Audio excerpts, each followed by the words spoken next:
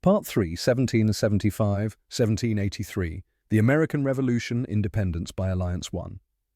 Spring 1775, from militia to an army. In April 1775, the shooting at Lexington and Concord began when British regulars marched to seize colonial stores. Massachusetts militia returned fire along stone roads and forced a fighting withdrawal to Boston, firing from fences and woods. In June at Bunker Breed's Hill, the Americans finally gave way for lack of powder, but inflicted heavy losses, proof that organized farmers could stand against professionals. The Second Continental Congress in Philadelphia, May 1775, appointed George Washington commander-in-chief of the Continental Army. The army lacked muskets, coats, flour, and above all powder, but it drew on colonial infrastructure provincial assemblies, committees of safety town depots. In the winter of 1775–1776, using cannon hauled by Henry Knox from Fort Ticonderoga over snow and ice, Washington emplaced guns on Dorchester Heights. In March 1776, the British evacuated Boston. 1776, a declaration and a coalition. Throughout late 1775 and early 1776, several colonies drafted provisional constitutions and cut ties with royal governors. Pamphlets and newspapers argued the case. Thomas Paine's common sense made independence seem both moral and practical.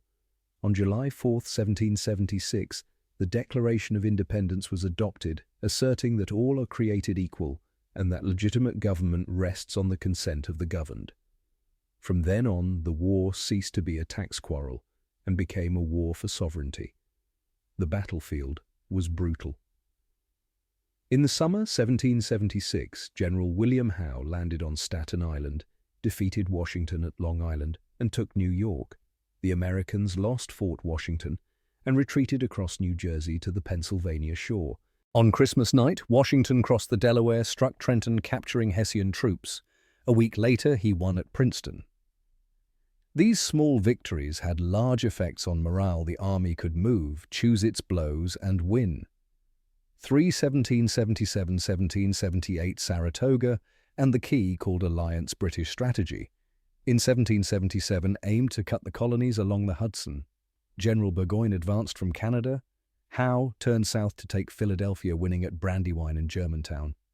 Burgoyne was stopped by American forces under Horatio Gates and Benedict Arnold at Saratoga, September–October 1777, and surrendered. The strategic effect was immense. France concluded the rebellion could succeed. Benjamin Franklin's mission in Paris bore fruit. Early in 1778, France signed treaties of alliance and commerce with the United States, recognizing independence and committing to war until it was secured. The alliance changed the global balance Britain had to fight in Europe, the Caribbean, and the Indian Ocean. The French fleet challenged British sea control. Meanwhile, the winter at Valley Forge, 1777–1778, tested the army hunger-cold smallpox. Baron von Steuben, a Prussian officer, wrote and drilled a training regimen in American camps, teaching companies to form maneuver and fire by volley. When the army left camp in spring at Monmouth, June 1778, it fought as a true army. 4 at sea and in the Ledger War by Czechs ships and flags. On the Atlantic, American privateers under congressional commissions seized British merchantmen, disturbing credit and raising insurance rates. On land, Robert Morris organized wartime finance, issuing Continentals, borrowing in France and the Netherlands, structuring a treasury and drawing bills to feed the army. John Paul Jones's Bonhomme Richard defeated HMS Serapis 1779, a symbolic blow that showed Americans would not only defend but also strike. 1778–1781, the war shifts south. In 1778, Britain shifted strategy to the south, where loyalist support and export staples were strong. Savannah fell 1778. Charleston surrendered in May 1780 with thousands of prisoners, a severe loss. Camden, August 1780, was a disaster. Americans learned again the arts of small war. Francis Marion Swamp Fox and partisan bands cut British communications across the Carolinas. In the back country, the Battle of Kings Mountain. October 1780 saw frontier militia defeat loyalist forces under Patrick Ferguson, changing momentum. Nathaniel Greene took command in the south, and adopted a fight, withdraw, exhaust, and divide strategy, forcing the British to chase across rivers. In January 1781, Daniel Morgan won at Cowpens, trapping Banastre Tarleton with a layered formation of militia, Continentals, and cavalry. Guildford Courthouse, March 1781, was a tactical British win with crippling losses. Cornwallis moved into Virginia, seeking a seaport link to the fleet. 6. Yorktown, 1781, the fruit of an alliance. In summer 1781, Washington and Rochambeau marched secretly from New York to Virginia. Admiral de Grasse sailed north from the Caribbean. On September 5, 1781, the Battle of the Chesapeake denied the British fleet a relief. On land, the combined American-French force besieged Yorktown, stormed the parallel redoubts, won assault column, including Alexander Hamilton, and pounded British works. Cornwallis surrendered on October 19, 1781. In London, the news toppled confidence. The political will to continue collapsed. 1782, 1783. Negotiating borders for a nation. Even as skirmishing lingered, American commissioners Franklin John Adams, John Jay negotiated in Paris with Britain alongside French and Spanish diplomats. In September 1783, the Treaty of Paris recognized the independence of the United States, set the Mississippi River as the western boundary, granted fishing rights near Newfoundland, and recommended restitution for loyalists, often weakly enforced. British troops departed New York late in 1783. Washington resigned his commission, a gesture of self-restraint that defined the new republic. 8. Alliance, a practical structure, not a slogan. Alliances won the war at many levels. Diplomacy. France recognized the United States and forced Britain to fight on multiple fronts.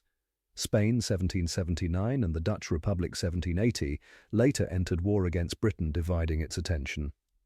Finance, loans and supplies from France and the Netherlands kept the army from collapse, while continental paper depreciated. Military, Rochambeau and de Grasse were keys to Yorktown. Von Steuben professionalized camps. Lafayette linked Washington and the French. Tadeusz Kosciuszko engineered fortifications. Casimir Pulaski contributed cavalry. Domestic, the states allied with one another under the Articles of Confederation. Adopted 1777, in force 1781, enough to mobilize and coordinate. Committees of correspondence and safety created supply and information networks.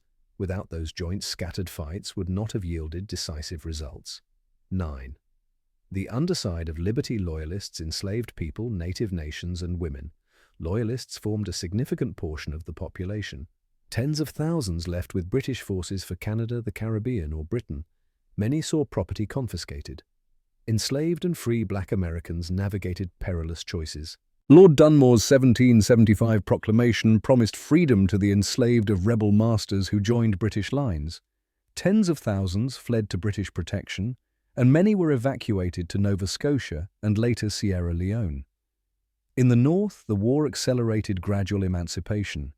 In the South, slavery remained entrenched. Native nations faced division and loss. The Iroquois Confederacy split. Several nations allied with Britain to resist settler expansion. After the treaty, they were not recognized as signatories and were pushed from homelands, sowing future frontier conflict. Women sustained the war effort, from tea boycotts before 1775 to managing farms, spinning homespun, provisioning troops, and serving as camp followers. After the war, the ideal of Republican motherhood emphasized women's role in civic education, even as political rights largely excluded them. 10A state at war paper taxes and trust Congress lacked power to tax directly and relied on state requisitions loans and emission of paper money. Inflation eroded the continental dollar. Robert Morris and commercial allies advanced personal credit to sustain supply. The fiscal strain helps explain the post-war push for a stronger union and the Constitution of 1787 next part. 11. Why did the war succeed?